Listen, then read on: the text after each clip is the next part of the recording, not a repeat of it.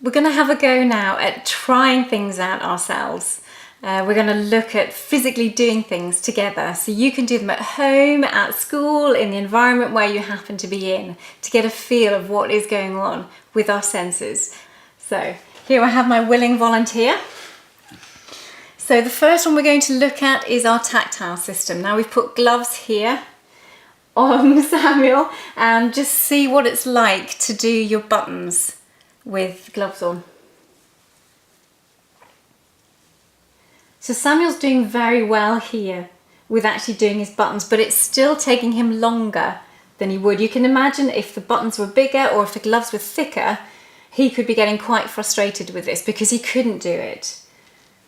But here he can, but it is showing that sometimes it takes longer to do things. So we mustn't get so frustrated with others because they take longer to do tasks, because they have to think about what they're doing an awful lot more.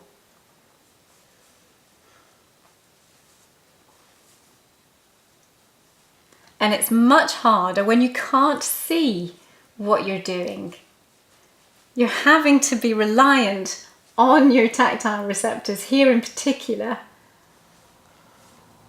to work out what's going on. And that is a real key. If they're struggling to do things that take vision, then that is going to be a key thing to define we have some issues in their tactile proprioceptive system. So if you take your gloves off now, and we'll move on to the proprioceptive sense. So it's looking at an example of what our muscles are like or not. So if you put both hands in the air, up high above your head, bring one hand down, and then with eyes closed, bring the other arm down, and we'll just see how equal they are. So Samuel's pretty well integrated here, but you will notice yourselves, some of you will be down a bit, some of you up a bit. It's just, we are reliant on our proprioceptors to tell us where our body is and what it's doing in space. So if one for the touch system, if you have a child or someone that you're not sure about what they're feeling, you can touch. I won't do it just yet. I'm going to get Samuel to shut his eyes in a moment, and I will touch him, and then he will identify which finger it was that I touched. So if you shut your eyes. No. That one there. Okay, and put the other hand up.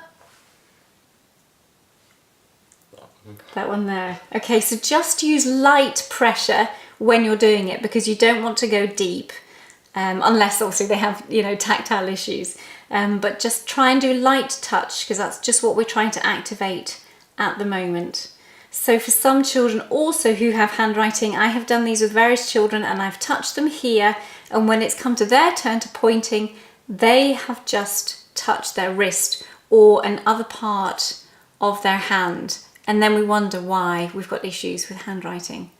So that's one for the touch, proprioceptors, the vestibular system. So this time it's about our head position. So if you close your eyes, tilt your head right the way forwards. Okay, stop there. Now bring yourself back up to upright. And when you think you're in an upright position, open your eyes and look straight ahead. Yeah, so Samuel again is pretty well integrated. You can do it to the side and up, but it's just how your vestibular system is sensing which way up it is. That's what makes the difference. So with the visual system, we need some binoculars. So normally we look at binoculars, and we're used to using binoculars that way.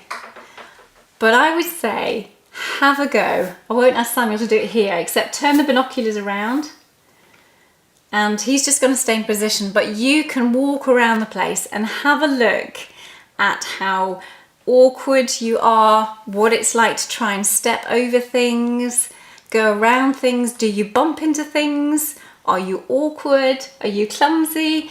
Just seeing what difference the visual sense makes when that's a bit distorted to the rest of how your body is.